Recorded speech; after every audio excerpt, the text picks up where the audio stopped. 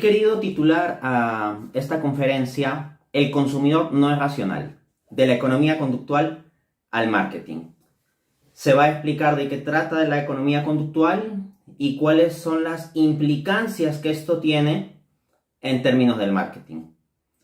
La presente conferencia se va a dividir en 5 secciones y básicamente estaría tomando como referencia varios de los tópicos que trato en mi libro La economía irracional, el cual he publicado recientemente, en diciembre de 2021, en Amazon. En concreto, se van a tratar tópicos que están discutidos sobre todo en los capítulos 2 y 5 de la referida obra. Pues bien, vamos a esto. De profesión soy economista. Mi formación es de economista. Mi formación de pregrado, maestría y doctorado es en el área de economía. Y es muy interesante notar la desconexión que existe entre la teoría económica sobre el consumidor y lo que se cuenta en las carreras de marketing. Cuando uno como economista aprende sobre el consumidor, la historia que te van a contar es la versión o el evangelio según la teoría neoclásica. De acuerdo a esto, el consumidor sería un individuo, un sujeto racional que distingue las opciones que están disponibles frente a sí, las distingue claramente, revisa objetivamente tales opciones, procesa de forma lógica la información que está obteniendo y toma la decisión óptima, es decir, la que le brindará la mayor satisfacción al menor costo o con el menor monto de gasto. Técnicamente lo que se diría es que tomaría la decisión en el punto en el cual se corta la curva de indiferencia más alta posible, que sería su utilidad, su bienestar más alto posible, dada su restricción presupuestaria, dada la recta de la restricción presupuestaria. De ahí se sacan principios como el principio equimarginal, de acuerdo al cual la utilidad marginal de cada bien dividido entre su respectivo precio para el conjunto de productos que están disponibles para el consumidor se igualaría. Entonces se tomaría un conjunto de decisiones racionales de forma lógica, individualista, con un procesamiento de toda la información disponible. Eso es básicamente lo que te van a decir sobre el consumidor. Y en los cursos de microeconomía se va a pasar a hacer luego unos ejercicios en papel de sacar derivadas y construir el lagrangiano y sacar la derivada del lagrangiano aplicando las condiciones de primer orden, etc. Todo un conjunto de algoritmos matemáticos para llegar a la decisión óptima del consumidor. Los modelos de mercado y también los modelos macroeconómicos construidos sobre fundamentos microeconómicos terminan asumiendo este tipo de agente, este tipo de consumidor racional. En cambio, cuando te vas a una carrera de marketing, no te reducen al consumidor a simplemente un ente que va a tomar una decisión procesando objetivamente la información y llegando a un óptimo, sino que se entiende que hay múltiples mecanismos por medio de los cuales se puede influir en este consumidor. Incluso, y tal vez principalmente, mecanismos de los cuales el consumidor mismo no es consciente. Lo que nosotros tenemos en la teoría neoclásica es que el consumidor sería hiperconsciente o que actuaría al menos como si fuera hiperconsciente de todos los detalles. En cambio, en una carrera de marketing uno aprende de que hay múltiples elementos que van a influir en la subjetividad del consumidor y de los cuales este ni siquiera va a saber, es decir, elementos que son subconscientes o inconscientes. Y se puede trabajar sobre tales elementos para direccionar las elecciones de los consumidores. Porque si esto no fuera posible, entonces no tendría por qué existir la carrera de marketing. Meramente nos tendríamos que concentrar en una carrera de comunicación en la cual comunicar información. Es más, ni siquiera tendría que haber una carrera para el efecto. Bastaría con que se presente la información sobre los productos a los consumidores, lo cual lo puede hacer cualquier persona con conocimiento que pueda hacer un resumen y lo pueda hacer entendible y punto. Pero no se trata simplemente de una cuestión de información, se trata de una cuestión de persuasión. En la visión de la teoría económica estándar, el consumidor es visto como un agente soberano que tiene unas preferencias que son lógicamente previas al proceso de mercado. Es decir, las empresas simplemente podrían atender las preferencias ya dadas de los consumidores, pero no influirlas o modificarlas. Las preferencias vendrían exógenamente dadas. En cambio, en el esquema del marketing se entiende de que las preferencias son endógenas, que desde dentro del sistema de interacción económica del consumidor con la empresa o con el entorno económico o de mercado en general, se puede ir moldeando sus preferencias. Para precisar esto, vamos a la primera sección de esta conferencia, la noción de consumidor racional. En el referido libro que he publicado hace poco, La economía irracional, de cómo nos manipula el sistema económico, apunto de la página 206 a la 207. Acá lo digo como de forma resumida todo esto. Abro cita. Pasemos a ver la otra cara de la moneda, el esquema neoclásico de racionalidad. Aquí la clave es sacarse de la cabeza la errada idea de que cuando los economistas ortodoxos hablan de agentes racionales, se refieren simplemente a que la gente toma decisiones básicamente razonables. No. Ellos no se están refiriendo a la racionalidad en general, que podría entenderse desde un esquema aristotélico o praxeológico u otro, sino a un modelo muy específico de racionalidad, de acuerdo con el cual los agentes toman decisiones como si pudieran procesar correctamente toda la información disponible conforme a las leyes de la lógica. Piénsese en el supuesto transitividad y la probabilidad. Piénsese en la teoría de la utilidad esperada. No se está hablando aquí de decisiones fundamentalmente razonables, sino de decisiones racionales en el sentido de correspondencia con los cálculos de optimización matemática. Fin de cita. Entonces, el consumidor en la visión de la teoría económica estándar es correspondiente a como si tomara decisiones con un mecanismo matemático de optimización. Esto es lo que se conoce como el modelo de Homo economicus, el hombre económico. De hecho, junto con mi amigo Alberto Ruiz Villaverde, profesor de la Universidad de Granada, tengo publicado un paper en la revista American Journal of Economics and Sociology, en donde se realiza una crítica detallada desde 5 enfoques distintos de teoría económica a la idea de racionalidad del consumidor o del agente económico en general, la idea neoclásica de Homo economicus. El paper se titula A Critical Review of Homo economicus from 5 Approaches. Eso como presentación general sobre el Homo economicus. Ahora vamos al otro lado, la economía conductual. Sección 2 de la conferencia, la economía conductual. Interesantemente, en el año 2002, el Premio Nobel de Economía lo ganó no solamente un economista, que sería Vernon Smith, el padre de la economía experimental, o el más prominente representante de la economía experimental, sino que el Premio Nobel de Economía de 2002 lo ganó también un psicólogo, el psicólogo Daniel Kahneman. ¿Cómo es posible que un psicólogo haya ganado el Premio Nobel de Economía? Es que aquí viene la economía conductual. La economía conductual lo que hace es investigar a los agentes económicos, como por ejemplo el consumidor, tomando en cuenta los aportes de la psicología. Entonces, desde una perspectiva de tomar en cuenta sesgos cognitivos, reglas heurísticas, patrones de distorsión de nuestras percepciones, emociones, etc. Daniel Kahneman, junto con Amos Tversky, que ya había fallecido para la época en que se da esta premiación, comenzaron a poner a prueba la idea neoclásica de racionalidad del consumidor. Se quería ver si de verdad en las decisiones específicas de compra, venta, de consumo, etc., los consumidores actuaban de acuerdo a un esquema como el planteado por la teoría económica neoclásica. Y lo que se encontró es una colección de anomalías.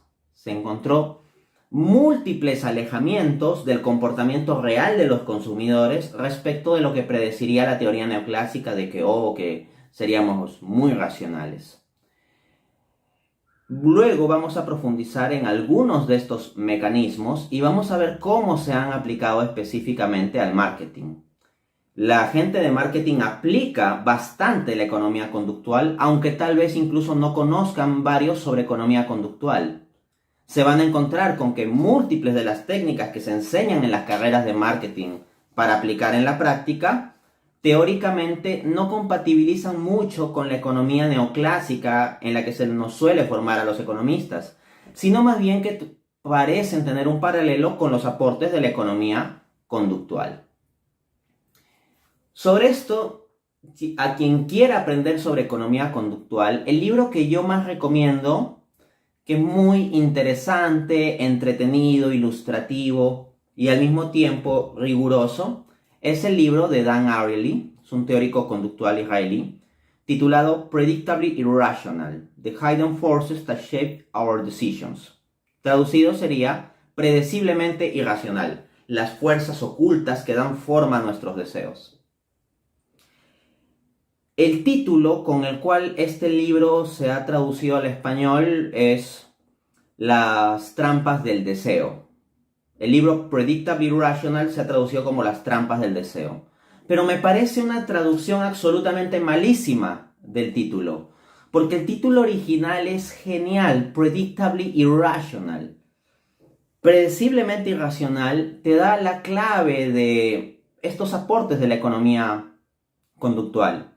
Porque lo que hace la economía conductual, ojo, no es simplemente ser una colección de anomalías raras de que a veces no se cumple el modelo de racionalidad del consumidor. No, la economía conductual es un enfoque científico que identifica patrones sistemáticos por los cuales de forma continua, en general, los consumidores suelen alejarse de los patrones de racionalidad estándar de la teoría neoclásica. Es decir, no es que tengamos un 99% de decisiones económicas que son racionales y que hay un 1% en que estas cositas fallan y que ese 1% lo estudia la economía conductual. No, precisamente el hallazgo clave es que somos predeciblemente irracionales. Es decir, que en una cantidad sumamente relevante y de hecho diré mayoritaria de nuestras decisiones no actuamos conforme a los patrones de racionalidad que plantean los modelos de la economía neoclásica. Entonces, resulta que hay ciertos patrones, por lo tanto, que se pueden identificar en nuestras irracionalidades. O sea, se puede estudiar científicamente esos alejamientos de la racionalidad. Por ejemplo, un loco no actúa racionalmente. Ahora bien, ¿la locura puede ser estudiada racionalmente? Respuesta, sí. O sea, la psiquiatría o la psicología tienen aproximaciones racionales a la no racionalidad implicada en la locura. Bueno, la economía conductual sería algo análogo. O sea, es una forma racional de entender los patrones comunes en nuestras irracionalidades. Entendiéndose por irracionalidades, ojo, no la falta de una decisión razonable, que por lo general la gente toma decisiones razonables, eso sí se puede entender, sino la falta de conformidad al patrón específico de la economía neoclásica de que tomásemos decisiones óptimas como si estuviéramos procesando correctamente de forma lógica y conforme a las reglas de la probabilidad toda la información disponible. Eso es lo que no se da. Miren lo que nos dice Dan Ariely en Predictably Irrational en la página 20 de los inicios del libro, o sea, sería el 20 en Romanos, ¿no? Previo ya a la introducción. Dice el autor, abro cita: nosotros somos de lejos menos racionales que lo que la teoría económica estándar asume. No obstante, estos comportamientos irracionales no son aleatorios ni sin sentido, son sistemáticos y dado que se repiten una y otra vez, predecibles. Así que no tendría sentido modificar la teoría económica estándar para alejarla de su psicología ingenua, que frecuentemente falla en la prueba de la razón, la introspección y, más importantemente, el escrutinio empírico. Fin de cita. Entonces yo apuesto por lo que dice Ariely, tenemos que transformar la teoría económica. Los economistas deberíamos comenzar a dialogar más con el marketing. Siendo yo de profesión economista, veo con ojos muy críticos la forma en que se suele hacer la economía. Y los economistas muchas veces asumen una especie de superioridad, en donde ellos pues se ponen a sí mismos como el top de los científicos sociales. O sea, los sociólogos, los antropólogos, los historiadores lo ven como científicos de segunda categoría. Y asimismo, en las carreras empresariales, suelen ver a los administradores de empresa, a la gente de marketing, a la gente de contabilidad, como profesiones de segunda categoría. Esa soberbia de muchos de los economistas, esa actitud ha llevado a errores gravísimos. Yo me río de que economistas crean en la teoría que les han enseñado de la maximización de beneficios, donde las empresas producen allí donde el ingreso marginal se iguala al costo marginal. Eso se ve muy bonito en el papel y en los sistemas matemáticos de derivada que nos enseñan. Pero en la vida real, cuando trabajas en empresas reales, ese no es el tipo de esquema para decidir la cantidad de producción.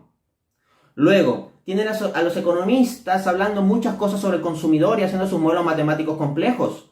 Pero en la práctica, los patrones de comportamiento de la gente suelen ser mejor identificados por gente que ha estudiado marketing en lugar de gente que ha estudiado economía. La gente que estudia marketing creo que en general entiende mejor al consumidor que lo entienden los economistas. Y esto es grave y así que aprovecho aquí en un círculo de estudios de marketing de dar esa cachetada a la actitud de muchos economistas.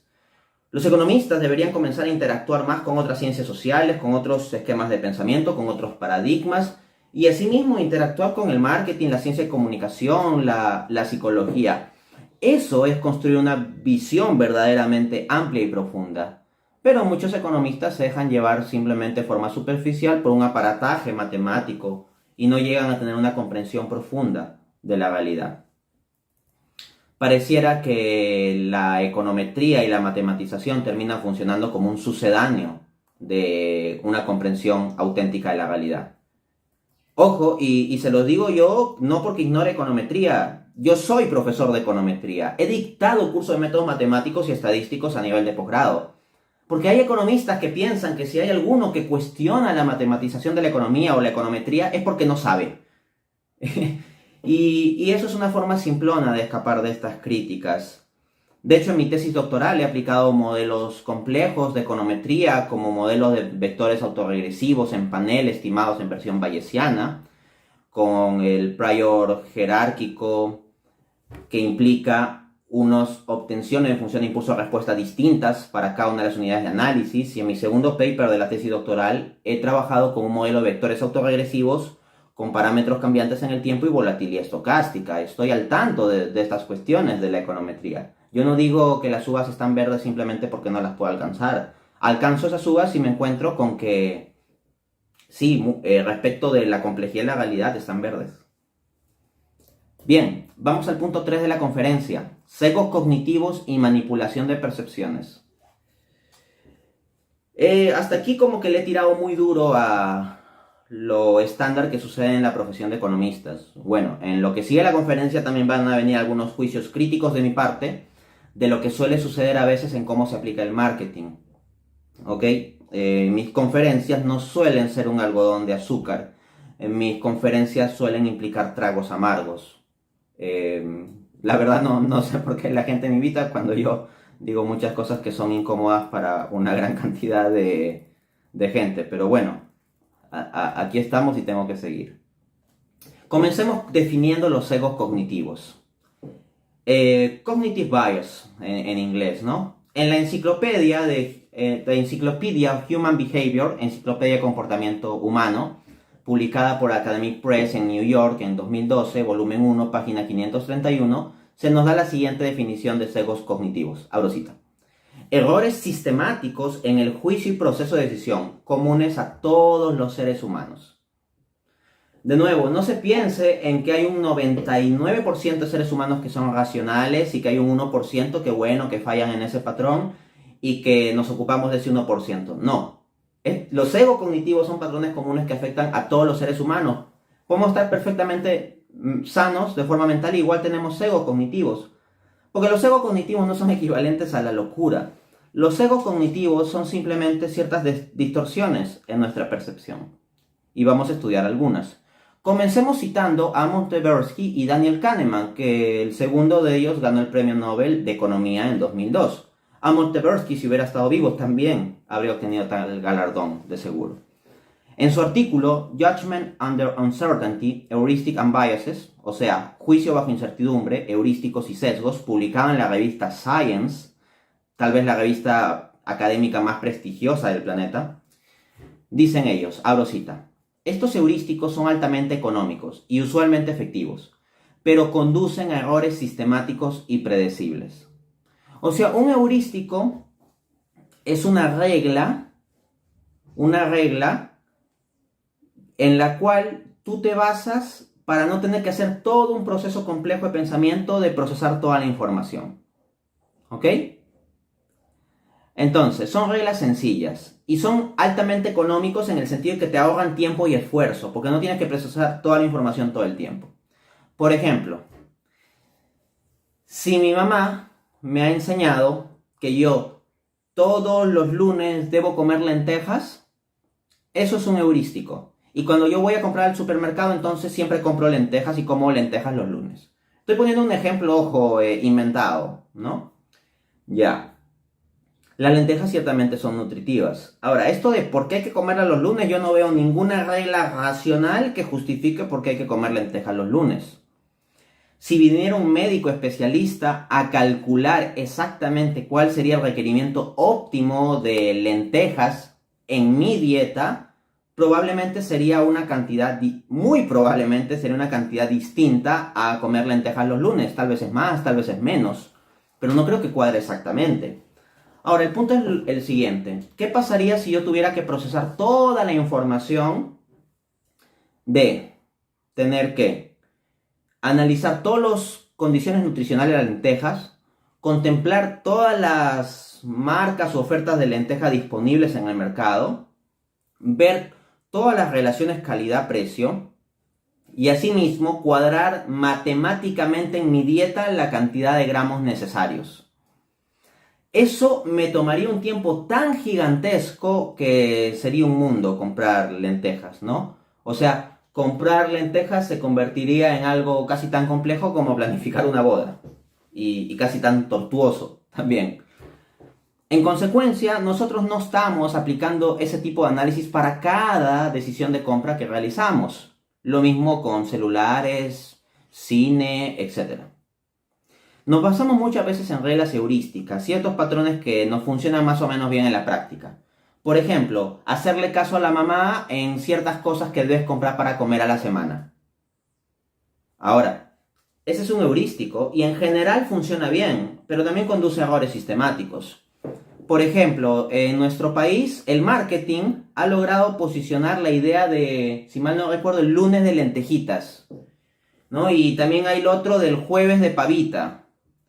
Y una regla heurística de que los días lunes comas lentejas y los días jueves comas pavitas según las publicidades que se han dado aquí en Perú, en general puede funcionar razonablemente bien. O sea, está bien comer una carne como pavita, pavo, ¿no? Los jueves. Y está muy bien comer lentejas con cierta regularidad. Pero vamos, eso no es que sea una decisión óptima. Y al mismo tiempo, ¿por qué los lunes? ¿Por qué no los martes o los domingos? ¿No? ¿Y por qué pavita? ¿Por qué no carne pescado más bien? Entonces son decisiones que en general funcionan bien como reglas razonables, pero no son decisiones óptimas. Entonces nos basamos en sesgos. Al mismo tiempo, cuando elegimos una película, ¿por qué elegimos ir a ver una película? Muchas veces porque mucha gente está comentando sobre esa película. Entonces, hay un sesgo que viene de ese tipo. Si muchas personas están hablando de algo, entonces ese algo yo tengo que probarlo, ese algo tengo que verlo. Por ejemplo, hace unos años salió una película llamada Parásitos, ¿no? Parasite, que es una película, si mal no recuerdo, producida de Corea del Sur, que está dando cosas muy interesantes en términos de producciones de series y películas, ¿no? Bueno, yo escuchaba que se hablaba mucho sobre la película.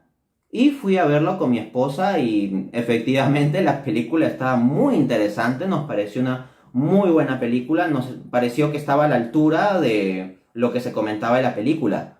Pero la razón por la cual me vi impulsado a verla es porque mucha gente comentaba al respecto.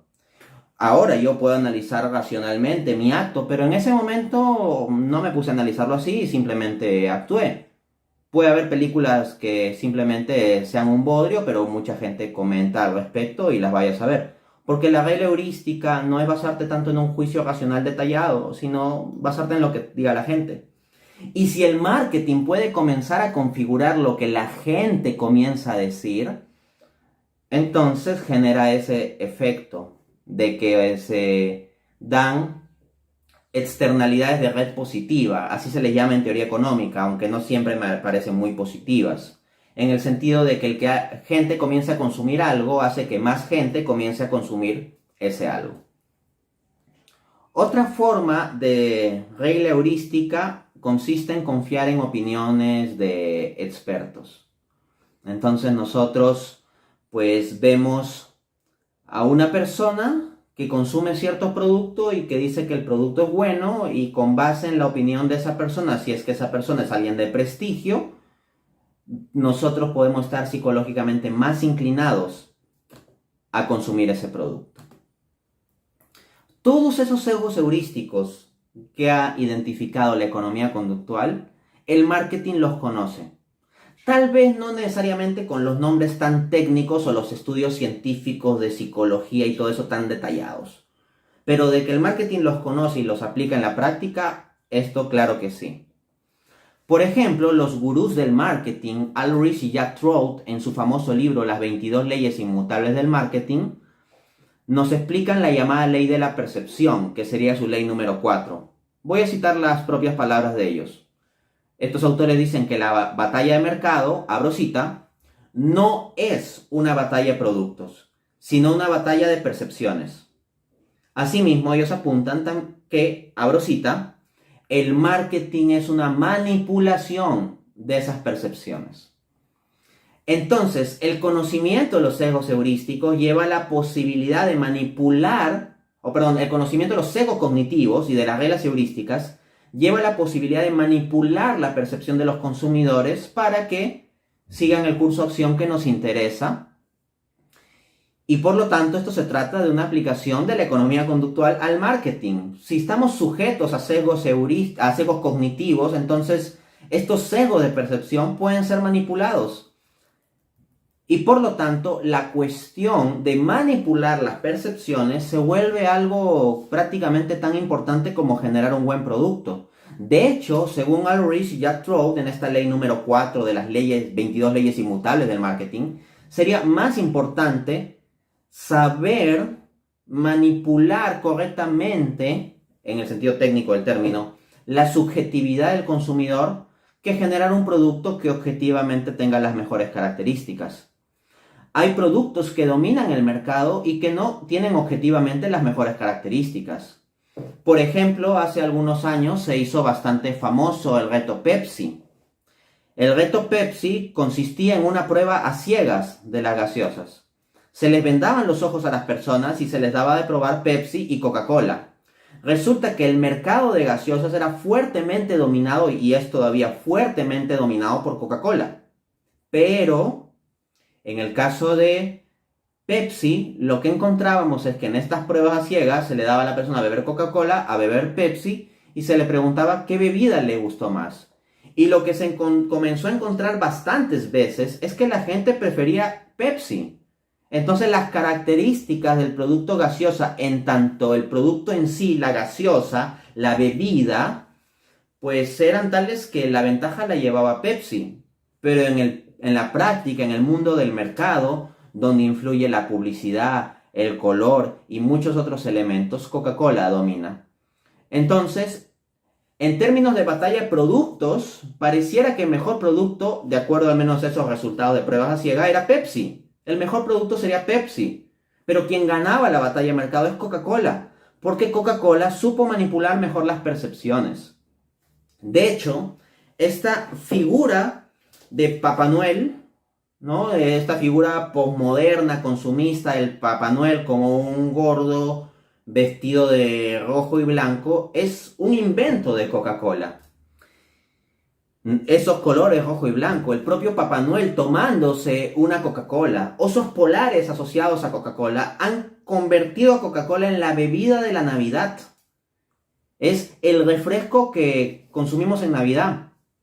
Probablemente Coca-Cola en ocasiones tenga más centralidad en la Navidad de lo que tiene el Niño Jesús. O sea, en teoría lo que se entiende es que estamos haciendo como una conmemoración del cumpleaños de Jesús. Pero pareciera que se trata de una celebración del consumismo donde Coca-Cola tiene en realidad un papel protagónico, ¿no? La gente no se imagina comprando Inca Kola o Pepsi en Navidad. En Navidad se compra Coca-Cola. Eso es una manipulación de percepciones. El haber sido capaces de generar un personaje entero como Santa Claus o Papá Noel es algo, pues, que llama mucho la atención. Y de hecho, este personaje, tal como lo genera Coca-Cola, de un viejito bonachón que se mete en las chimeneas a repartir juguetes y que toma Coca-Cola y todo ello, pues no tiene que ver con el personaje histórico. El personaje histórico, San Nicolás de Bari, fue un obispo de la Iglesia Católica. Y un obispo que vivía una vida de santidad, con oración, con ascesis, con abstinencia, con ayuno. No un gordo ahí que andaba tomando Coca-Cola. Era un hombre santo. Y este hombre santo, pues, era muy caritativo y regalaba cosas a los pobres. No meramente a los niños, sino en general a los pobres. Pero esto se ha reducido a una fiesta de consumismo, ¿no? El punto es que es una manipulación de percepciones donde Coca-Cola ha tenido un papel fundamental, lo que ha llevado a esa concepción consumista de la Navidad. Veamos lo que nos dicen también estos autores. Estoy citando a los propios gurús del marketing. Ellos no son personas que están criticando el marketing. Ellos son personas que escriben un libro para dar consejos de cómo hacer marketing de la forma más efectiva. Ulrich y Jack Trout, las 22 leyes inmutables del marketing, apuntan también, abro cita: no existe la realidad objetiva. No hay hechos, no hay mejores productos. Lo único que existe en el mundo del marketing son percepciones en las mentes de los clientes actuales y potenciales. La percepción es la realidad. Todo lo demás es una ilusión. Entonces ellos tienen muy claro que aquí se trata de un asunto de percepciones y que el campo de batalla es sobre esas percepciones. Y por lo tanto se pueden aprovechar nuestros egos cognitivos. Les voy a presentar dos casos: el problema de la presentación y el efecto anclaje. El problema de la presentación consiste en que dependiendo cómo te presentan algo, tú podrás tomar una decisión u otra. Les pongo un ejemplo como muy gráfico. Si yo te digo, este medicamento te da un 80%, o este tratamiento, ahí está, este tratamiento te da un 80% de probabilidades de vida. Suena bien. Imagínate que uno tenga una enfermedad grave y que está en riesgo de muerte, pensemos en cáncer, por ejemplo, y que te digan que hay un tratamiento que te da un 80% de probabilidades de vida. Ahora imagínate que te digan, acá tengo un tratamiento que te da un 20% de probabilidades de muerte. No suena tan bien. Es más persuasivo escuchar 80% de probabilidad de vida que 20% de probabilidad de muerte, pero es exactamente lo mismo. Luego, ¿cómo se presenta la gente que está a favor del aborto? ¿Se presentan como pro aborto? ¿Nosotros somos pro aborto? No. La gente que está a favor del aborto se presenta como pro elección. Entonces, la realidad es la misma. Se trata de que se va a cortar la vida del concebido. Esa es la realidad. Y esa gente promociona eso, cortar la vida del concebido. Pero si tú lo presentas como pro aborto, suena feo. De hecho, la palabra aborto, escuchen, aborto, sonoramente es fea. En cambio, si yo soy pro choice, pro elección, suena bonito, suena cool, suena moderno, suena open mind, suena in.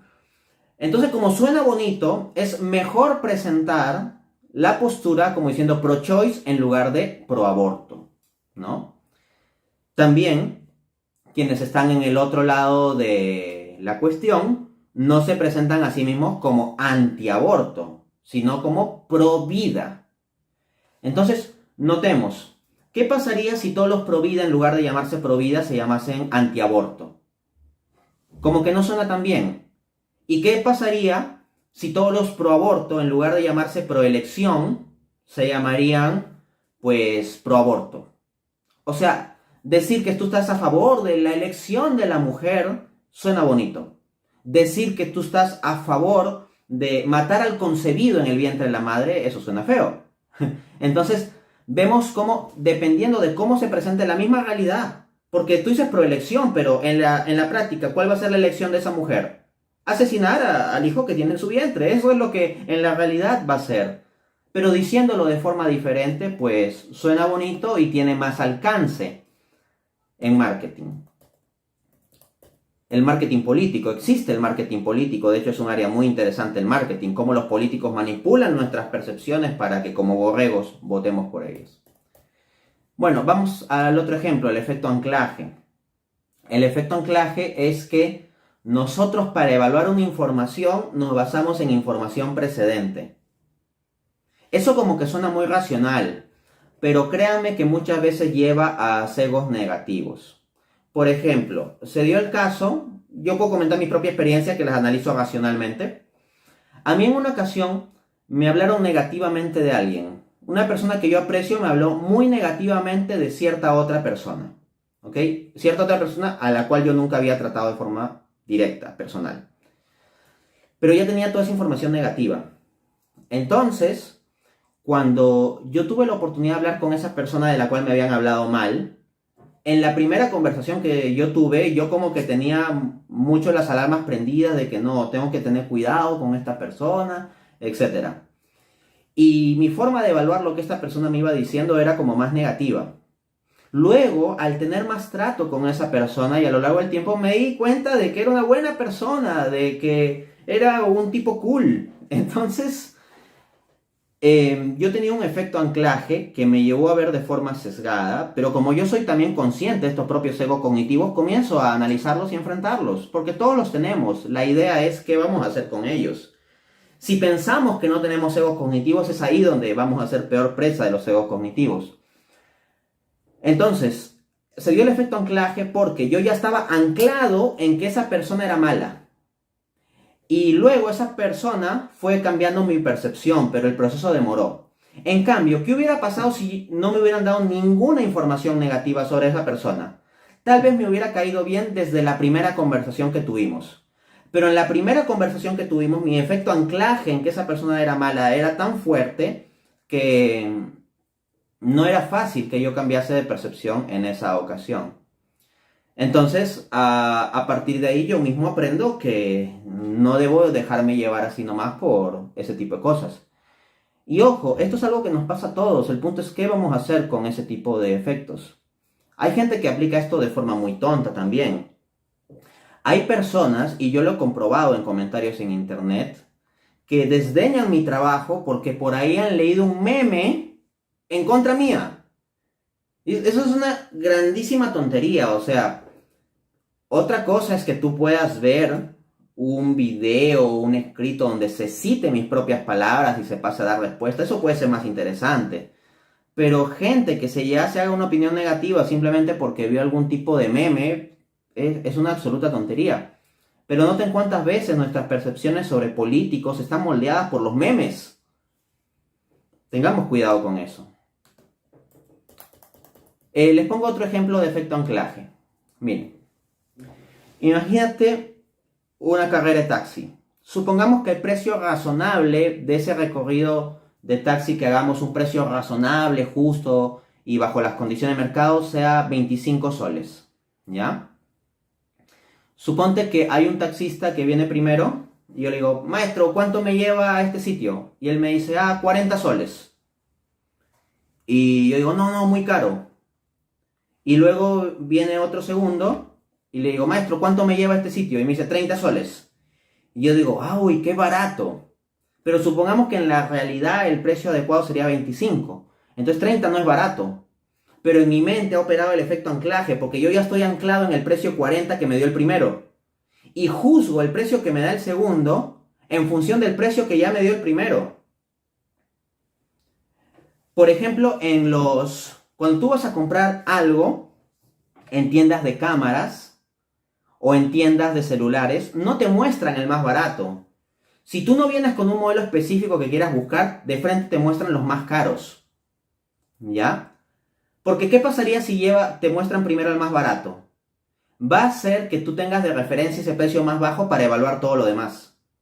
En cambio, si comienzan mostrándote primero el celular o la cámara o el dispositivo más caro, luego cuando tú veas el más barato va a decir, oh, me estoy ahorrando dinero, porque va a haber una brecha entre el precio inicial que ya está anclado en tu mente y lo que finalmente llevarás. Por eso los buenos vendedores saben mostrarte primero los precios más caros. Estos vendedores no son tontos, ellos ya saben que la mayor parte de la gente, o sea, como el 95% de la gente, no va a comprar el producto más caro de la tienda. Y entonces, ¿por qué a prácticamente el 100% de la gente comienza mostrándole el producto más caro? Ah, para generar el efecto anclaje. Eso es importante. Vamos a la cuarta parte de la conferencia. El conocimiento es poder. Dice Néstor Braidot en su libro Neuromarketing, ¿por qué tus clientes se acuestan con otros y dicen que les gustas tú? Abro cita. Las estrategias de marketing más exitosas son las que implementan las empresas que, al focalizarse en los sentimientos y el hedonismo, logran desencadenar la compra por impulso. Desencadenar la compra por impulso es absolutamente fundamental. Noten cómo no dice que las mejores estrategias de marketing son aquellas que se basan en las más reales necesidades de los consumidores. No. Dice que las más exitosas son las que se basan en los sentimientos y el hedonismo y buscan desencadenar la compra por impulso. Entonces, si dejamos al libre mercado operar sin ninguna restricción, incluido el libre mercado de publicidad, lo que saben los agentes de marketing es que es más efectivo estimular el vicio que estimular la virtud, porque el vicio vende mucho más. Realizo una cita de mi libro La economía irracional, de cómo nos manipula el sistema económico, página del 93 a la 94. Abro cita de mi libro. Las empresas buscarán estimular no meramente cualquier deseo, sino sobre todo los malos deseos, los deseos desordenados, los deseos desenfrenados. Estimular el vicio es mucho más rentable que estimular la virtud. Ergo, el sistema tenderá a estimular el vicio. Por supuesto, este juicio suena duro, pero razonamos un momento sobre él. Piénsese en un hombre verdaderamente virtuoso. ¿Qué se le puede vender? Bueno, se le podría vender, por ejemplo, una Biblia. Y difícilmente se le podría vender varias durante algún tiempo, porque en general ese tipo de hombre es el que agarra una Biblia y la resalta, la subraya, le dobla las hojas, etc. Hasta que la Biblia queda destrozada. Y gracias a ello este hombre no está destrozado. Tal vez allí evaluará comprar otra Biblia. Asimismo, este hombre, al ser virtuoso, no se dejará llevar por el consumismo. Disfrutaría plenamente la vida con las cosas esenciales. Se fijaría más en las relaciones personales que en los productos. Además, hay que considerar que a ese hombre no podría vendérsele toda la multiplicidad de cosas contrarias a la ética. Piénsese ahora en un hombre terriblemente vicioso, en una especie de encarnación de los 7 pecados capitales.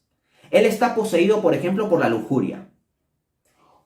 Eso da una infinidad de posibilidades para venderle una infinidad de cosas. Suscripciones a canales pornográficos, cuentas premium, servicios de todo tipo, juegos eróticos, juguetes eróticos, formas aberrantes de turismo, etcétera, etcétera, etcétera. Y no basta con venderle un producto, y un tipo así consideraría hasta las personas como productos. Él querrá otro, y otro, y otro, y otro. Es el consumidor perfecto porque siempre está insatisfecho, siempre quiere más, y cuando se le da más, sigue insatisfecho porque sigue queriendo más. Se cree que puede ser un problema la falta de dinero, pero no se olvide que ese hombre es la encarnación de los 7 pecados capitales. Luego está poseído por el pecado de la codicia. Así que se habrá agenciado los medios, incluso o tal vez sobre todo deshonestos, para conseguir mucho dinero. Además está poseído por la envidia, así que comprará compulsivamente con tal de no estar por debajo de aquellos a quienes envidia. Es más, al estar también poseído por la soberbia, procurará estar siempre por encima de todos, especialmente en sus estándares de consumo. Y por supuesto, la gula jugará también un papel importante en constituir a este hombre como el perfecto consumidor. Fin de cita. Entonces, ahí lo tienen. Eso suena duro, pero así funciona. Así funciona el sistema. Ariel Palesi, en su artículo Neuromarketing, publicidad directo al subconsciente, apunta: los científicos han desmenuzado el proceso de compra y saben perfectamente qué zonas de nuestra tienda favorita captan nuestra atención o cuánto tiempo dura cada acción que llevamos a cabo durante el proceso de selección y compra.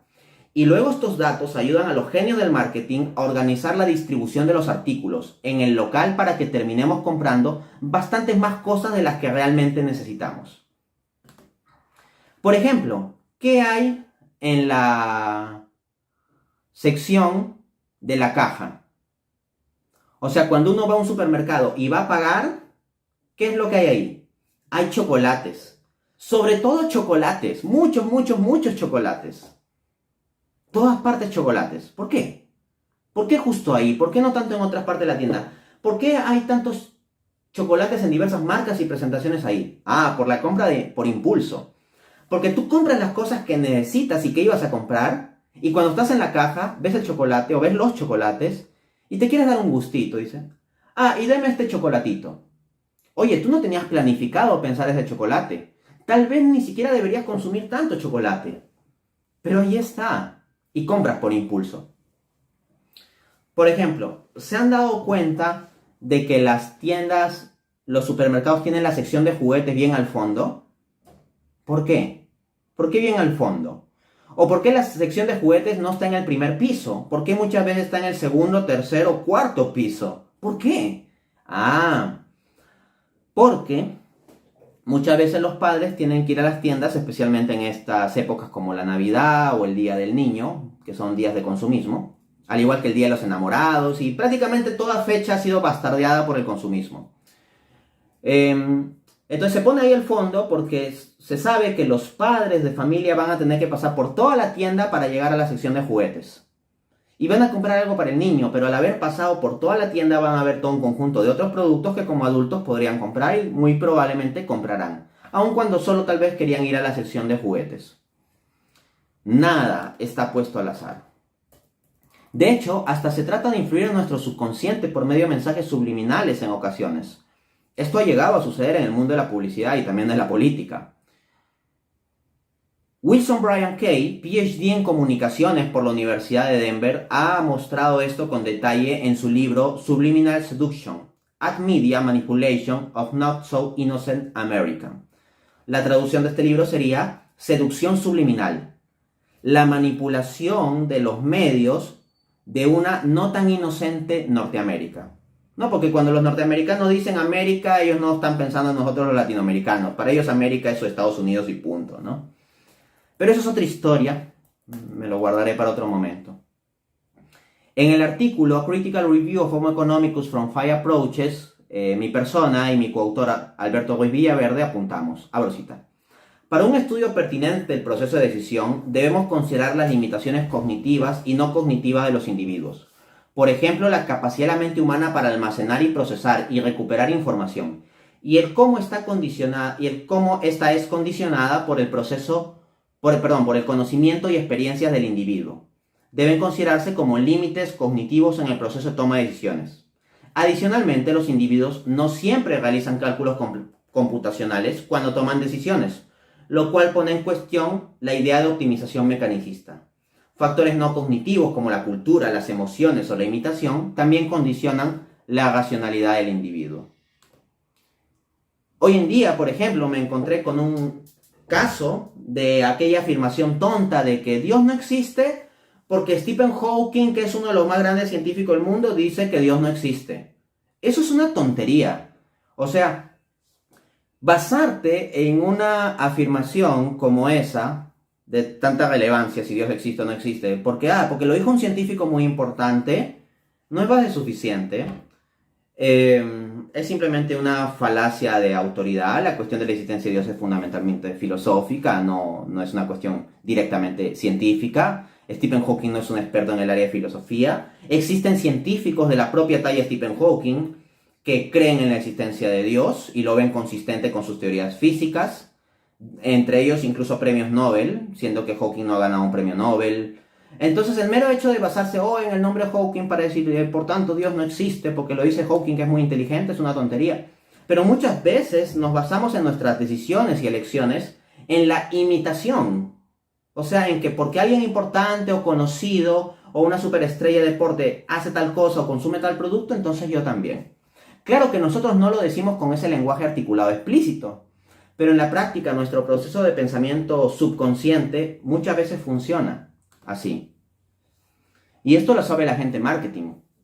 Por ejemplo, Piles Fur, director de marketing de Pepe Jeans, dice, abro cita, es necesario que los jóvenes cool miren tus jeans y tu imagen de marca y digan, eso es cool.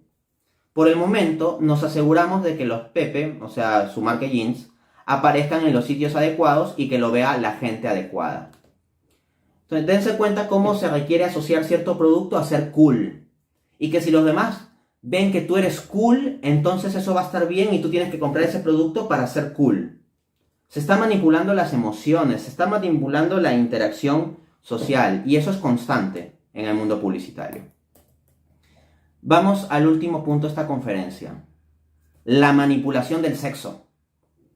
¿Cómo es esto? Los seres humanos somos seres sexuales. Se dice, el ser humano es el animal racional. Sí, ciertamente, pero también somos seres sexuales. Y la gente del marketing lo sabe muy bien. Y sabe que muchas veces actuamos más por impulsos de orden no racional que por un cálculo racional. Y la gente que manipula las percepciones sabe que la sexualidad es un elemento extremadamente poderoso para manipular percepciones. Por ejemplo, existe un estudio que realizaron William Kilmer, Scott Payton y Danny Ridley titulado The Effect of Sexual Embedding on Response to Magazine Advertisements, que traducido sería el efecto de el sexual embedding es como decir incorporación de elementos sexuales, ¿no? El efecto de la incorporación de elementos sexuales sobre la respuesta a publicidades en revistas. Y esto ha sido publicado en una de las revistas académicas de marketing más importantes del planeta, Journal of Economic Advertising. Ellos, en este artículo, toman una muestra de 424 personas y hallan que la inserción sutil, no abierta, sino sutil, oculta, de elementos sexuales en la publicidad hace aumentar la valoración de una bebida alcohólica. O sea, hace que los consumidores lo valoren más que en ausencia de ese elemento sexual implícito o incorporado de forma sutil. Y es un estudio científico. De hecho, a quien les había citado, el teórico conductual Dan Ariely, realiza un estudio con estudiantes de pregrado de la Universidad de Berkeley, un estudio experimental, a los que se le hizo una serie de preguntas sobre sus preferencias sexuales, que incluían aspectos como el uso de preservativo, contacto con animales y la posibilidad de participar en actividades inmorales, etc. El aspecto que se controló en la investigación fue el estado de excitación sexual, al responder a ese cuestionario. Se llamaba estado frío cuando la persona no estaba en excitación sexual, y estado hot, ¿no? Cuando la persona estaba en estado de excitación sexual. Por ejemplo, se le podía hacer ver filmes sexuales previo a responder el cuestionario y eso generaba un estado hot en la respuesta del cuestionario. Les cito las propias palabras de Ariely. Predictable Irrational, página 96. Abro cita. La idea de disfrutar del contacto con animales fue más del doble de atrayente cuando estaban en un estado de excitación comparado con un estado frío. En las 5 preguntas sobre su propensión a entrometerse en actividades inmorales, su propensión predicha en un estado de excitación fue mucho más del doble, 136% mayor en comparación a lo predicho en un estado frío. Dice también Arely en la página siguiente, 97, que cuando los participantes, abro cita, estaban en un estado frío, racional y de superego, respetaban a las mujeres. Ellos no estaban particularmente atraídos por actividades sexuales raras. Siempre tenían una alta conciencia moral y pensaban que siempre usarían preservativo. Ellos creían que se comprendían a sí mismos y sus preferencias y las acciones de las que eran capaces. Pero como se vio después, subestimaron sus reacciones. No importa cómo veíamos los números, fue claro que la magnitud de mala predicción de los participantes fue sustancial. En general, revelaron que en su estado de no excitación, ellos mismos no sabían cómo serían estando excitados.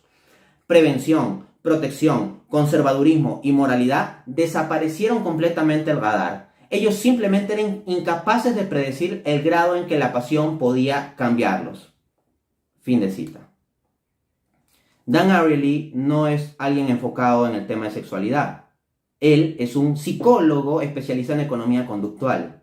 ¿Por qué un psicólogo especializado en economía conductual estudia esta cuestión de cómo cambia nuestra respuesta frente a estados de excitación sexual? Precisamente porque el mundo de la publicidad utiliza mucho eso sobre nuestro subconsciente. La publicidad en nuestro planeta está hipersexualizada. Entonces, acá hay algo muy interesante, porque resulta que las personas hacen una cierta proyección de lo que serían capaces de hacer y lo que no serían capaces de hacer. Yo nunca tal cosa.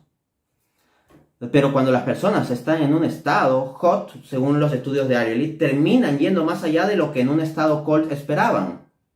O sea, su reacción en estado de excitación es mucho más fuerte de lo que esas mismas personas predecían. No se conocían realmente a sí mismos.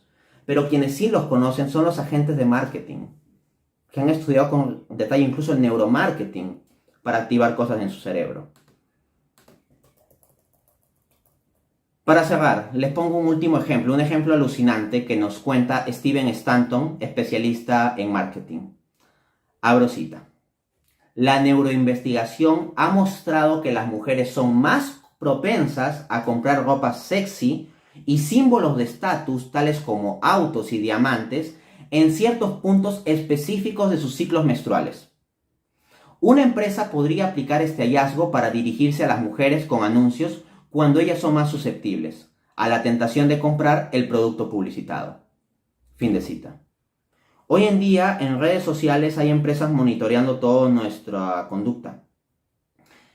Si por ejemplo, con este hallazgo científico, lo comenta un especialista en marketing, no un crítico del marketing, un especialista en marketing, se diera el caso de que empresas tienen acceso a nuestra información en redes sociales, lo cual es verdad, que sí lo tienen, y ven que una mujer le comenta a su amiga en una conversación de chat privado, de WhatsApp o de Facebook, le dice, amiga, estoy con mi mes, estoy con la regla.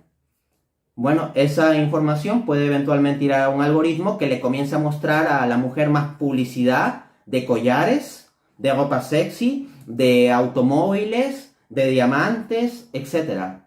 Y eventualmente en río revuelto, ganancia de pescadores. Algún producto algunas mujeres terminarán comprando porque se encuentra que son más propensas, psicológicamente hablando, a comprar ese tipo de productos en esas circunstancias.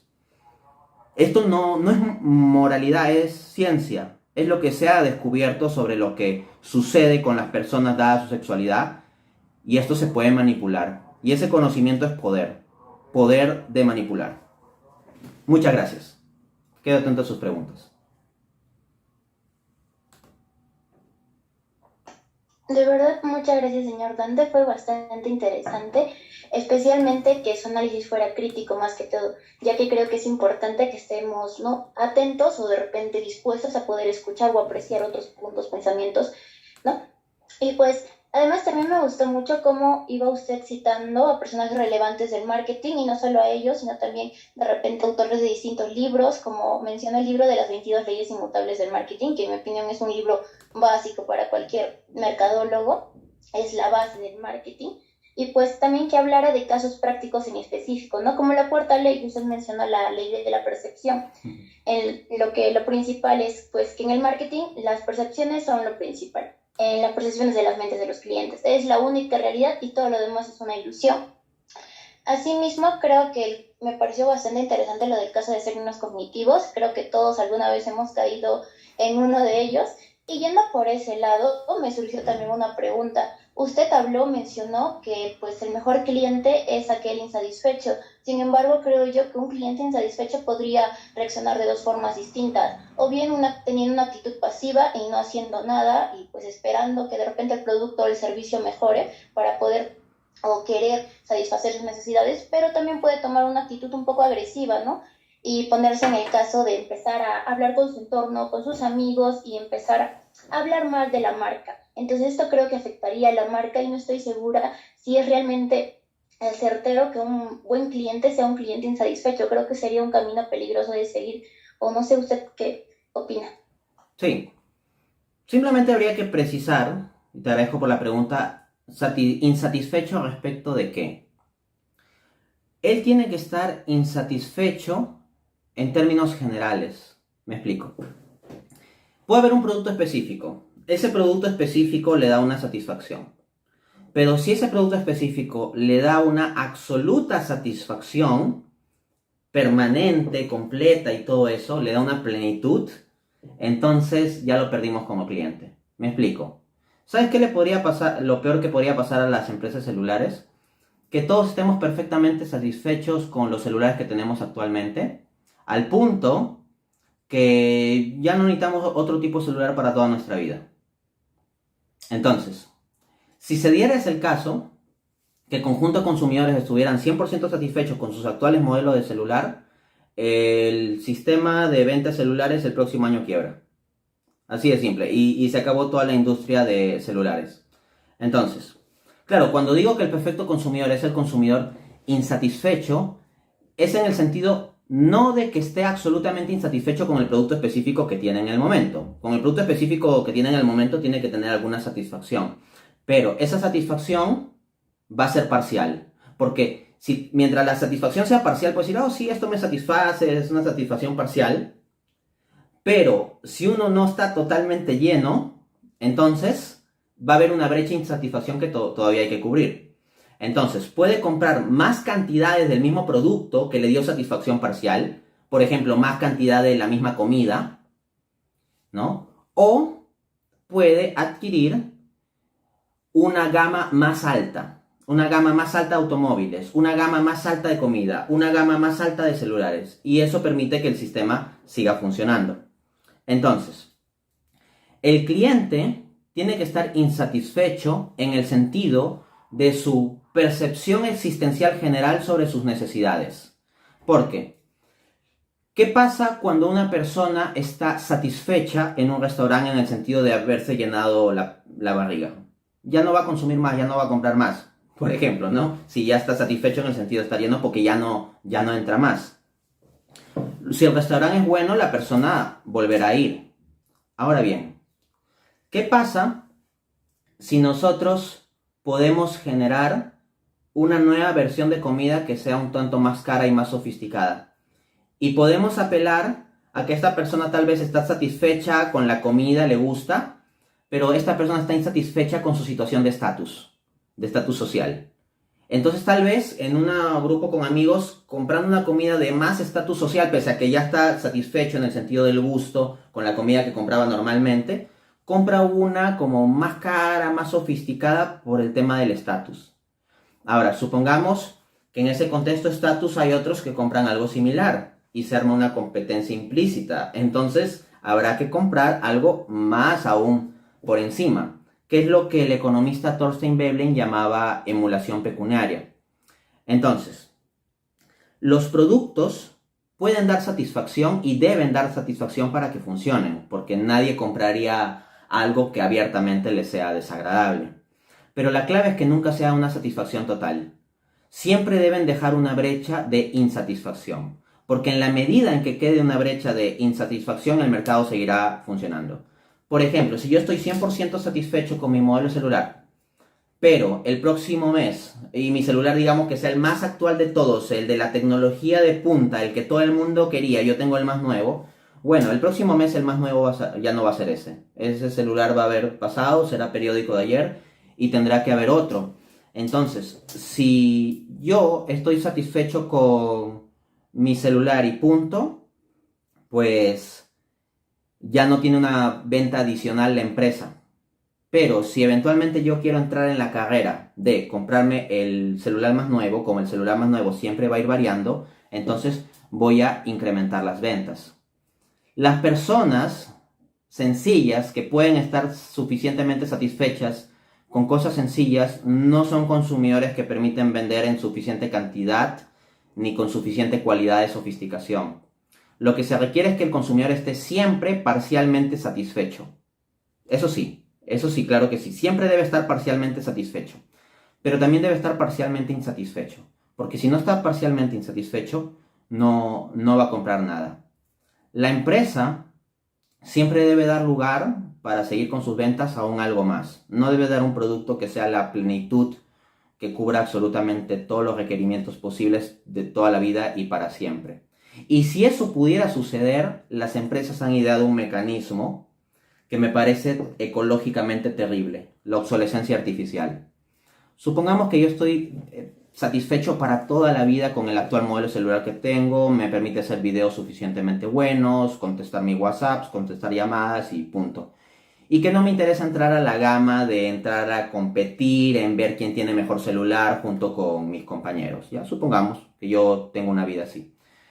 Ya, pero por más de que yo tenga esa perspectiva de vida, mi celular está programado para fallar de aquí a 2, 3 o 4 o a lo más 5 años. Se ha programado muchos dispositivos para que haya obsolescencia artificial. Entonces, las empresas han sabido prevenirse incluso de consumidores que puedan llegar a estar satisfechos con ciertos productos tecnológicos y no compren más, sino que los usen como bienes duraderos. Hace unas décadas, cuando uno compraba un televisor, esperaba tener ese televisor durante muchos años, muchos, incluso durante décadas.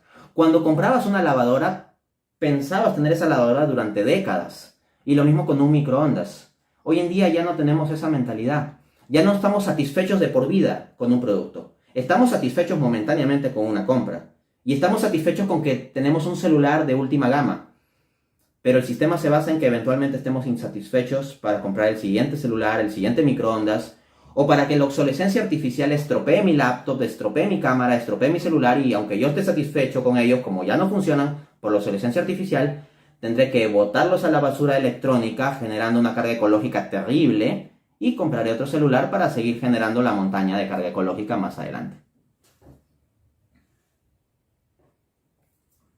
Sí, genial, muchas gracias. Despejo totalmente mi duda. En todo caso, siempre lo óptimo sería dejar esa brecha de insatisfacción en el cliente, ¿no? Que siempre quiera más, que no esté totalmente saciado. Entonces, pasemos con la ronda de preguntas de los que nos observaron por la transmisión vía Facebook.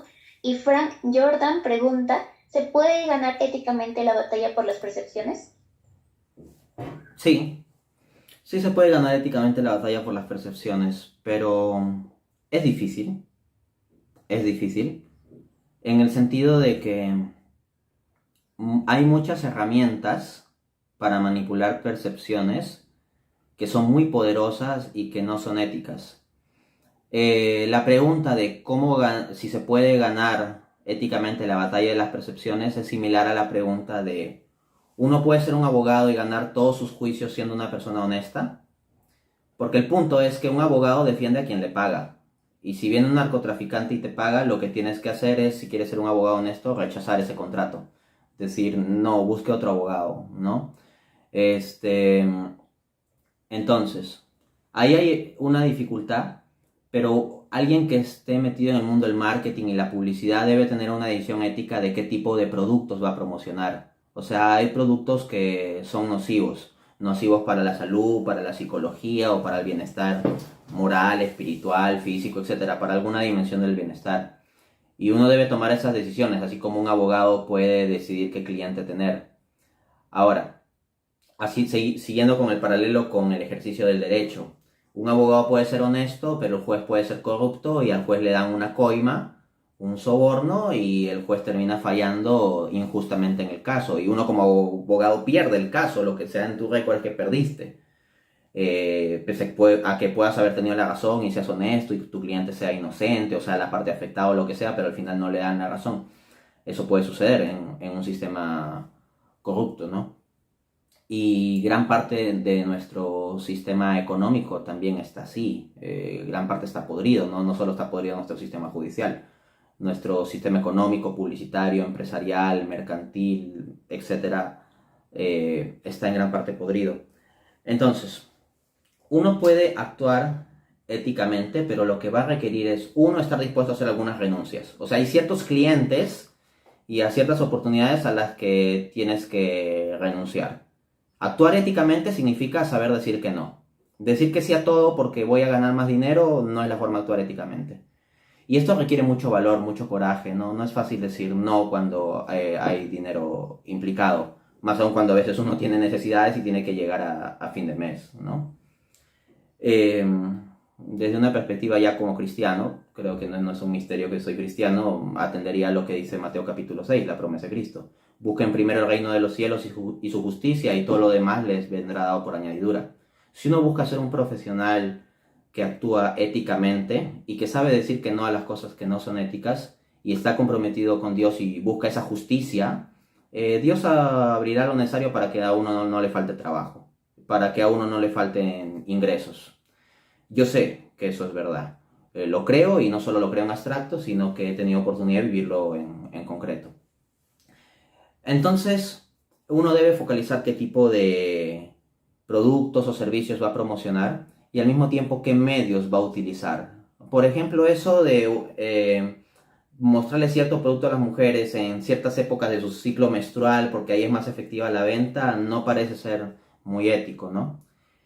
En cambio, si uno crea una publicidad que crea conciencia sobre algún problema social y el producto está vinculado a ese problema social o un problema individual y lo puedes ofrecer de forma persuasiva y el participar de ese producto o servicio genuinamente de valor para las personas, conviene que uses medios persuasivos para ello, ¿no? Yo trato de presentar, por ejemplo, mis argumentos de forma persuasiva. Podría exactamente los mismos argumentos decirlo de forma más aburrida y no cambiaría la sustancia de los argumentos, pero si busco presentarlo de forma más persuasiva es porque quiero que ese algo bueno llegue a más personas. Lo mismo vale con los productos. Entonces uno tiene que ver de promocionar cosas lícitas y hacerlo con medios lícitos. ¿Eso es posible? Claro que sí, pero va a implicar un proceso de juicio crítico constante de parte de uno.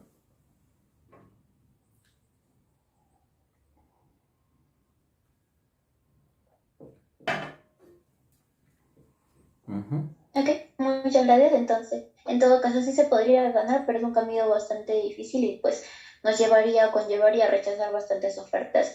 La segunda pregunta viene por Price Team y pregunta: ¿los casos en los que bajan los precios en Black Friday son ejemplo del efecto anclaje?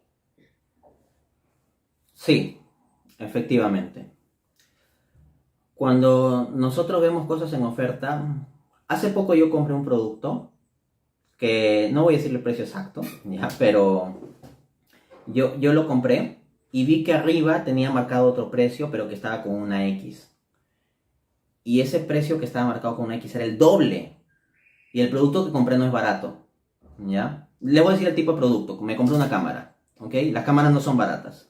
Ya no voy a dar los detalles del precio, pero lo que sí voy a decir es que el precio que aparecía tachado era el doble que el que me lo estaban vendiendo. La pregunta es, ya, supongamos que ordinariamente, antes, digamos, de estas épocas de Navidad, diciembre, que Navidad la inician casi desde octubre, ¿no?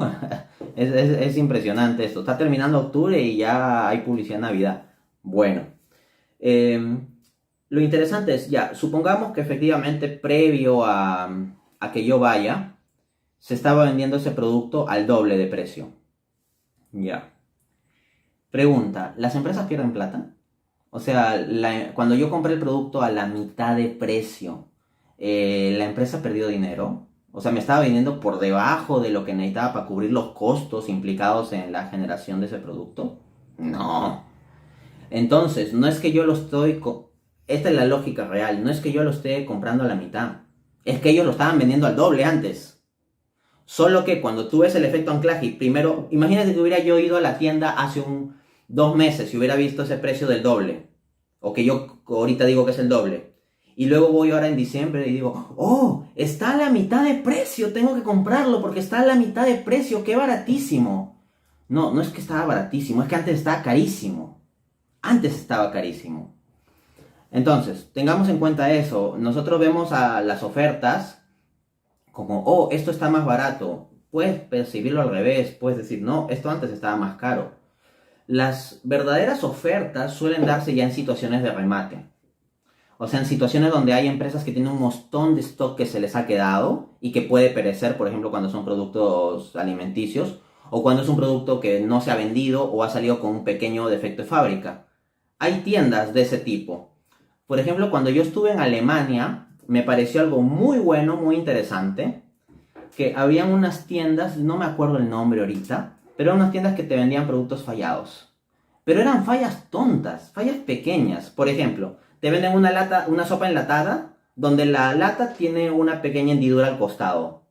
Pero la sopa está bien, la sopa no ha vencido, la sopa tiene una fecha normal de vencimiento en que tú la puedes consumir y está rica y lo que sea, pero tiene una hendidura en la lata.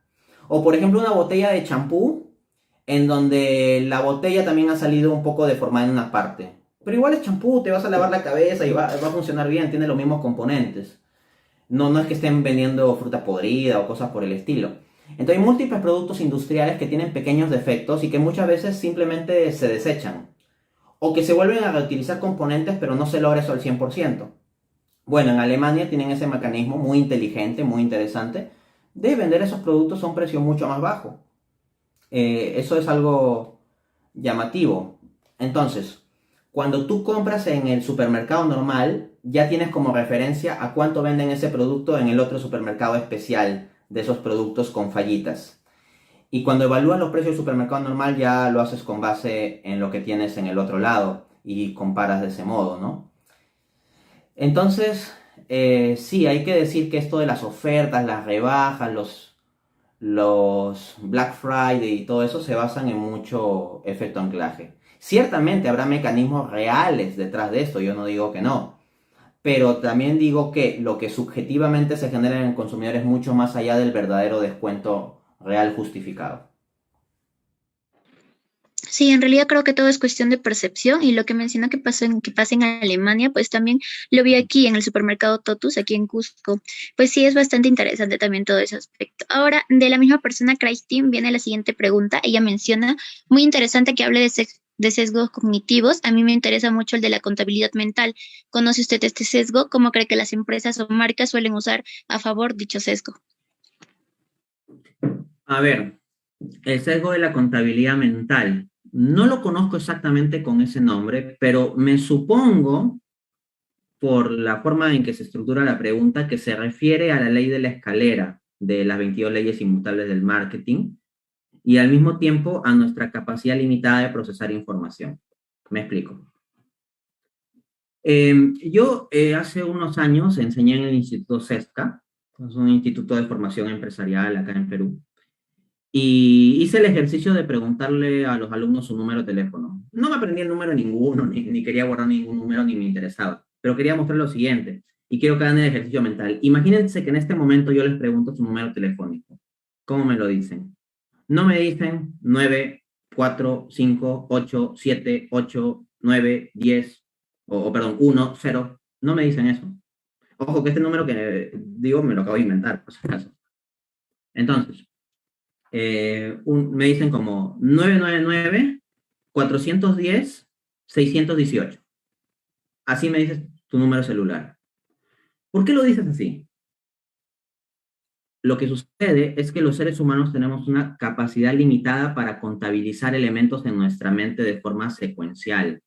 Se ha encontrado de que en general el límite en las personas es hasta 7, así para recordar de forma secuencial. Por eso, una regla heurística que utilizamos en nuestra mente, y que es bastante económica en el sentido de economizar esfuerzo, es que hacemos agrupación 999, 512, etcétera. Y por eso uno dice así su número de teléfono. Entonces, la contabilidad que nosotros llevamos en la mente está limitada y por lo tanto las empresas saben que en la mente del consumidor, al haber una cantidad limitada de escalones, por ejemplo 7, plantean Ulrich y Jack Trout, habrá que ver de posicionarse en alguno de esos 7 escalones. Así, por ejemplo, yo hacía el ejercicio de pedirle que me digan marcas de gaseosas. Y hay un montón de marcas de gaseosas. Y le decía a la primera persona, tú, dime marcas de gaseosas. y la persona comenzaba. Ningún alumno fue capaz de decirme más de 7. Y existen más de 7 marcas de gaseosa. Y en realidad, si nos ponemos a pensar con cuidado y nos sentamos con 1 hora de tiempo, por ejemplo, a recordar marcas de gaseosa, sí logramos más de 7. Pero si nos preguntan de un momento a otro, oye, dime marcas gaseosas, vamos, no recuerdas mucho. Entonces, la contabilidad en nuestra mente es limitada. Y de ahí que Ruiz y Jastrow también sacan la ley de la dualidad. Dice que la batalla de mercado, al final de cuentas, se convierte en una batalla entre dos titanes. Entonces, tú podrás tal vez con esfuerzo recordar 5 o 6 o hasta 7 marcas gaseosas, tal vez más, con un poco de esfuerzo. Pero ¿qué es lo que te viene directo a la mente? Uno está en un almuerzo familiar y se van a querer gaseosa, voy a comprar una gaseosa. ¿Quieren Inca o Coca? O sea, pregunta si quieren Inca Cola o Coca-Cola, cuando en realidad existen múltiples marcas de gaseosas. Eso es interesante. Sí, Entonces, realmente sí. sí, para cerrar la contabilidad implica este tipo de patrones. Sí, sí, es muy interesante lo de los números que menciona, incluso cuando le pides o uno quiere repetirlo, pero de distinta forma o dígito por dígito, tenemos un tipo de confusión interna de ya no poder hacerlo. Sí, es interesante y sí me pasó y he visto que les pasa a demasiadas personas. Bien, la siguiente pregunta viene de Josué Líbano Gamarro Olivares. Él pregunta, ¿qué medidas económicas o políticas se podrían tomar para corregir ese error sistemático de la economía de manipular al consumidor? Bien. Habría que establecer ciertas regulaciones sobre el mundo de la publicidad. Esto es imperativo. Es necesario también incorporar parámetros éticos en la formación de la gente, por ejemplo, de la carrera de marketing. La ética no debe quedar simplemente como un curso abstracto, electivo u opcional, sino que se debe empíricamente mostrar casos de aplicaciones no éticas de la economía o del marketing y reflexionar más profundamente sobre esos casos.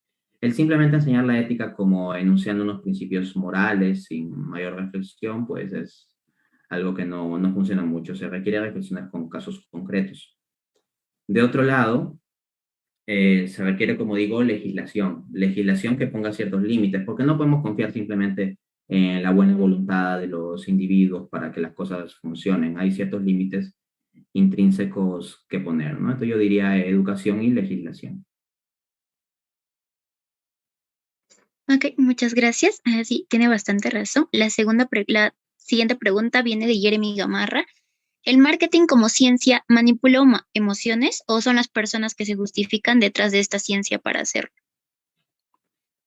El marketing es una herramienta que busca promocionar productos, servicios, etcétera. Ahora, ¿cómo se utiliza esto? Pues ya depende de las diversas personas. Pero entendamos asimismo que las herramientas no es que sean del todo neutras. O sea, hay herramientas que se nos enseñan específicamente con el objetivo de manipular a las personas con base en emociones o sesgos cognitivos. Entonces, hay que distinguir los distintos tipos de herramientas que están disponibles. Las herramientas no son del todo neutras, sino que están condicionados por el tipo de uso hacia el que se proyectan. Por ejemplo, un cuchillo puede servir para cortar un pan o matar a alguien, ¿no? Pero si uno reflexiona, un cuchillo no puede servir para sentarse. O sea, a lo que voy es que por más de que el cuchillo pueda servir para un uso X y otro uso Y, hay ciertos otros usos para los cuales no funciona. Lo cual va a lo siguiente, un cuchillo sirve para cortar. Y si un cuchillo sirve para cortar, ya es de por sí un objeto peligroso, por ejemplo. Lo puedes utilizar para cortar el pan, pero ya es de por sí un objeto peligroso, no es absolutamente neutro, aunque le puedas dar un uso bueno. Entonces tenemos que tener la habilidad mental de también distinguir esos casos, ¿no? Los casos en que hay objetos que son peligrosos. Entonces sí quedaría como una herramienta mediante la cual podemos llegar a manipular esas emociones. Sin embargo, como usted mencionó con el ejemplo del cuchillo, es cuestión de percepción, ¿no? No necesariamente, a pesar de que se puede usar para algo malo, no necesariamente es una herramienta mala también y viceversa. Y bien, a la siguiente pregunta es una pregunta un poco amplia. Menciona Margaret Surco Dueñas, en el mercado farmacéutico los precios de los medicamentos que en sí no están regulados y muchos de ellas ofrecen medicamentos a precios irracionales, estos ya no reflejan sus costos reales, sino el poderío financiero. Un ejemplo es que compran medicamentos para enfermedades graves como por ejemplo el cáncer, por las que el comprador se ve obligado a pagar el precio, ya sea este altísimo y quizá no sea lo justo. Y su pregunta es, ¿se estaría aplicando parámetros conductuales o una economía conductual en el caso de estas industrias? Puede ser, pero no se necesita tanto, porque acá ya tenemos algo como muy físico, muy evidente, que es la vida o muerte. Entonces, no, yo no necesito manipular demasiado a una persona para convencerla de que no se muera, ¿no? A lo que voy es que cuando son necesidades tan urgentes como la salud, las empresas tienen un poder de mercado muy grande. De hecho, el economista Joseph Stiglitz, Premio Nobel de Economía 2001, en su libro Cómo hacer que funcione la globalización, comienza comentando, comienza uno de los capítulos comentando el caso del Tratado de Libre Comercio entre Estados Unidos y Marruecos. Y lo que pedía Estados Unidos es que ciertos medicamentos que se asocian al tratamiento del SIDA, una enfermedad bastante extendida, lamentablemente en el continente africano, pues no puedan comerciarse en términos de medicamentos genéricos. Un medicamento genérico es un medicamento básico que tiene los componentes necesarios para lograr cierto efecto médico, pero que no tiene patente, no tiene marca, no tiene empresa, ¿no? Entonces, en el Tratado de Libre Comercio, Estados Unidos, con tal de proteger los intereses de sus grandes industrias farmacéuticas, decía, no, que se prohíban esos medicamentos genéricos. El punto es que Marruecos tiene bastante población pobre y bastante esta población está afectada a sí misma por enfermedades como el SIDA.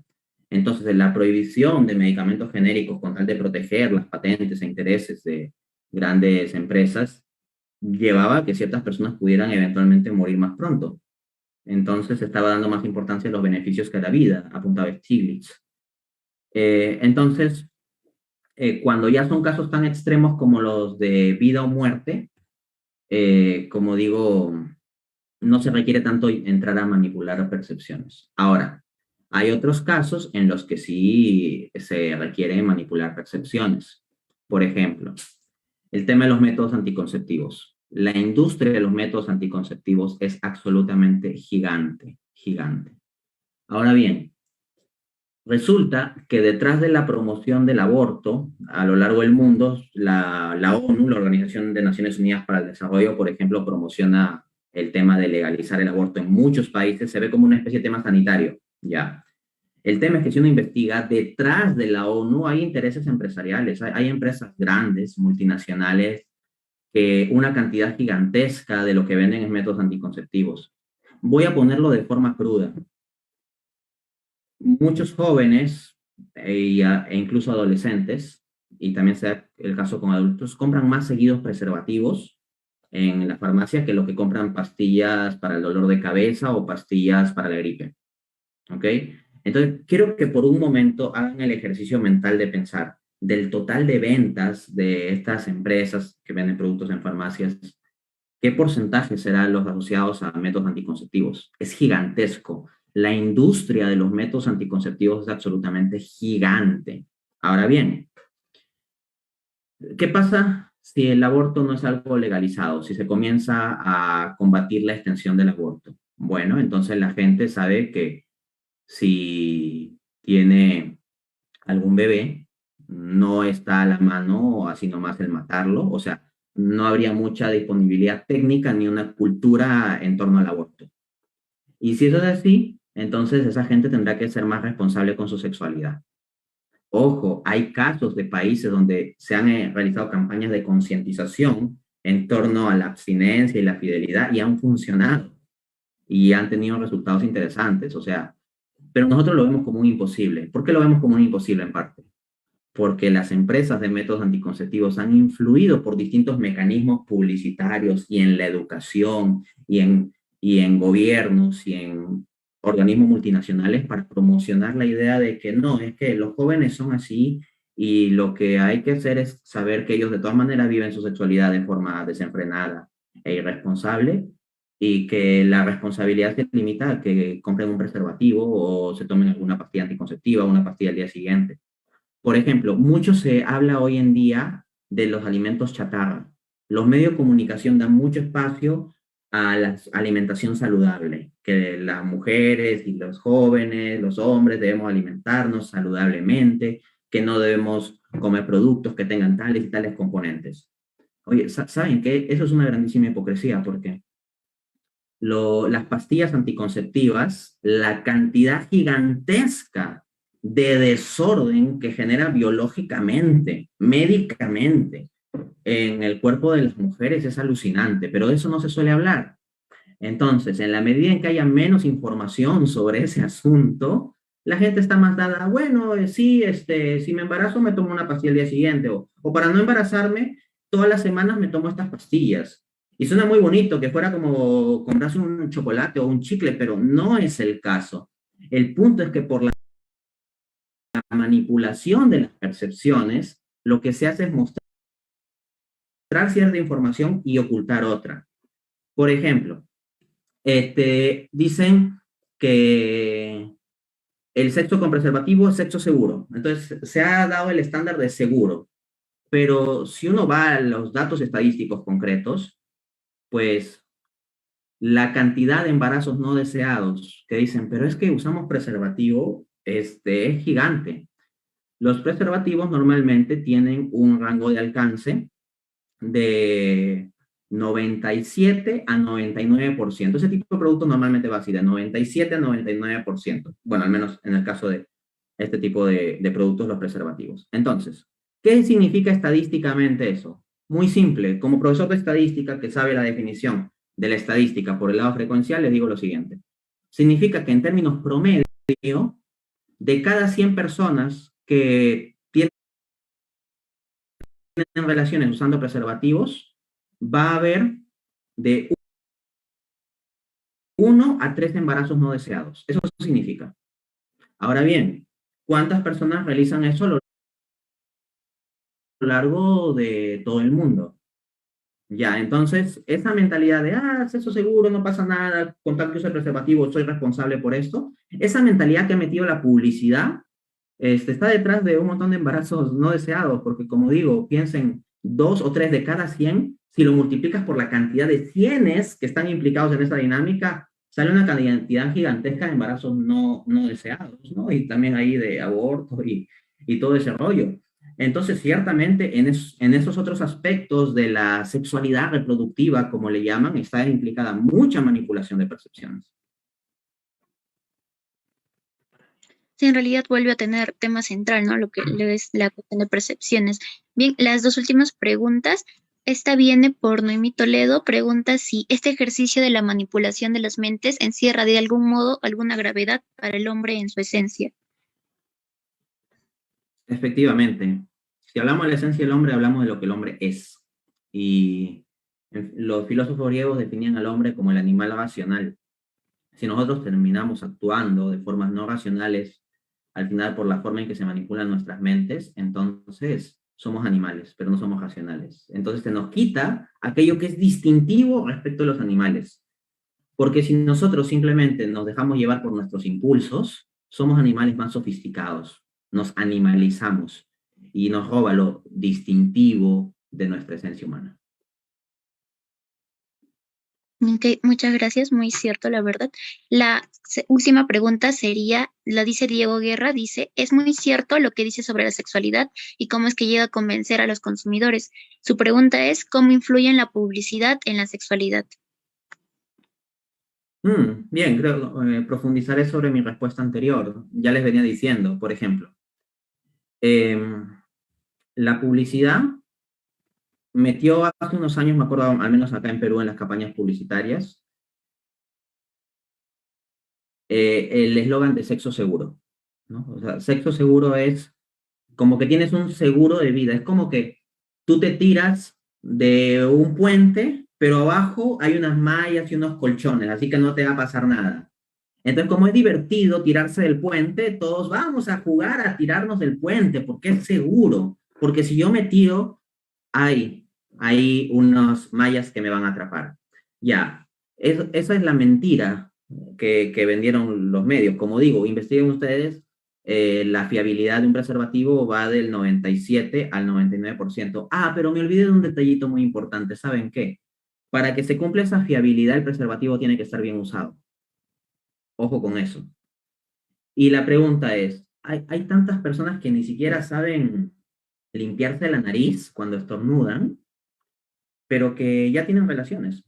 El punto es el siguiente, esa gente que a la justa sabe freír un huevo, ¿qué fiabilidad nos da de que va a saber utilizar con todas las condiciones técnicas necesarias bien un preservativo? Entonces, ese cálculo del 97 al 99% hay que ajustarlo a la condición, la probabilidad condicional, porque es una probabilidad condicional de que el individuo lo utilizó bien. Y esa condición no necesariamente se cumple. Y vamos, como ya vimos según el teórico conductual Dan Ariely, cuando uno está en estado de excitación sexual muchas veces actúa de formas que ni se espera. Entonces, ¿qué puede estar sucediendo aquí? A veces hasta puedes fallar friendo un huevo o hirviendo agua, ¿ok? Si estás distraído.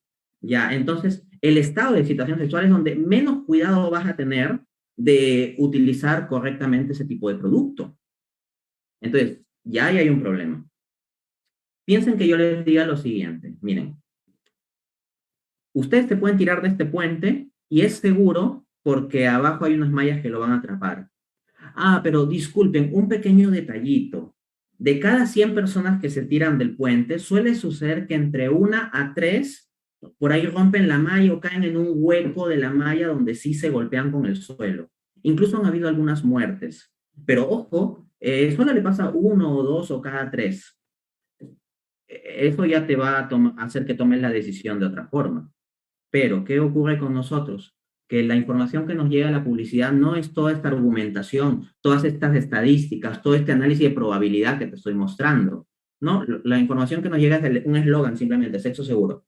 Ahora, ¿quién se va a acordar de todos los argumentos aburridos que dio Dante Urbina en alguna conferencia allí oculta entre tantos videos de internet?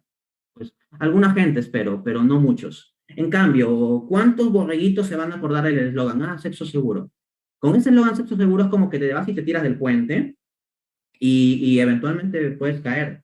Claro que si caes, si hay un embarazo, no es que te vayas a morir, como si te morirías tirándote de un puente, pero muy probablemente, o espero que no muy probablemente, pero en algunas ocasiones sí hay un muerto, que es el concebido, ¿no? Porque como ya vino, pues, y no lo queríamos tener, porque si tienes sexo con preservativos, porque no quieres tener el bebé, esa es la idea de principio, esa es la mentalidad, si no, no lo usarías.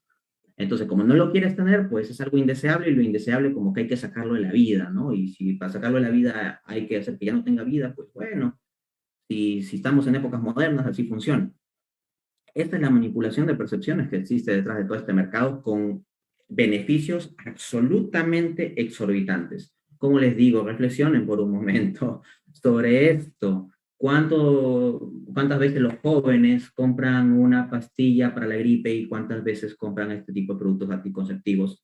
Y se van a dar cuenta que la cantidad de intereses económicos detrás de estas cosas es absolutamente enorme. Pero claro, eso nunca nos lo van a contar en el colegio. En el colegio simplemente nos hacen hacer un papelógrafo con los métodos anticonceptivos y los ponemos todos los años. Eso es paternidad responsable. Paternidad responsable es simplemente ver de no ser padre. Sí, efectivamente, ¿no? También creo que falta ahondar más ese aspecto en los colegios porque lo enseñan de forma muy general. En fin, ya habiendo terminado con las preguntas, muchos están interesados para saber dónde podemos conseguir su libro, su último libro, y también le otorgo este espacio para que pueda hablar de este y pues nos dé más información, ¿no? De repente un poco más específica sobre ello. Bien, mi libro, La economía irracional, ha sido publicado recientemente, el 3 de diciembre. El libro está disponible en Amazon. Ustedes entran a la página de amazon.com y pueden comprar el libro en físico o en virtual. En el caso del libro virtual, les llega directamente a su celular, su laptop, etcétera, el dispositivo que tengan. Es muy fácil. Hay una aplicación del celular que se llama Kindle, Kindle Reader, que es el lector de libros Kindle. Te la descargas y ahí puedes leer esos libros. Yo lo uso bastante. Yo ya hoy en día casi no compro libros físicos. esta biblioteca que se ve detrás, o sea, es una miseria comparado a la cantidad de libros que tengo en virtual. O sea, esto es nada, es una mota de polvo. Porque en virtual puedes conseguir una cantidad más grande de libros por el mismo precio. O sea, por el costo de un libro físico, puedes comprar de forma legal, respetando los derechos de autor en Amazon, pues 5 libros virtuales en promedio, más o menos. Y si agregas el costo de envío de un libro físico, pues hasta puedes comprar hasta 10 libros virtuales. Entonces, es un buen sistema. A mí me genera más rentabilidad el que se compre el libro físico, pero vamos, el libro virtual es el que es más sencillo de acceder. En el caso del libro físico, también se compra por el sistema de Amazon y hay un sistema de envío a cada país respectivo, a su domicilio, se lo envían a la dirección que ustedes den. Pero yo también he pedido un lote de libros que me llegue y pues a partir de ahí se puede coordinar para distribuir ese lote de libros, pero solo en Lima, Perú. No más allá del rango de Lima, Perú, porque yo tendría sino que gestionar envíos y no me da el tiempo para eso, ni tengo al presente la logística para gestionarlo, ¿no? Tal vez en un futuro podría ser. En cuanto al libro, la economía irracional lo que hace es lo siguiente. Considera la existencia de un flujo irracional en el sistema económico. Los economistas, cuando vamos a la carrera, lo que se nos dice en la primera clase es: la economía es la ciencia que estudia la administración de los recursos escasos para satisfacer las necesidades humanas. Pero en la práctica muchas veces resulta que se comienzan a producir necesidades para vender productos, en lugar de que sea de productos hacia necesidades, productos a satisfacer necesidades. Muchas veces se trata de manipulación de necesidades para propulsar la venta de productos. Entonces el sistema económico invierte su racionalidad. En el libro, La economía irracional, identifico pues, cuáles son las razones que llevan a que el sistema económico haga esto. Son razones estructurales, indico, no es mi teoría que yo diga, oh, es que hay un grupo de unas 10 personas malas que están en una cueva secreta ahí riéndose de cómo van a manipular maquiavélicamente el mundo.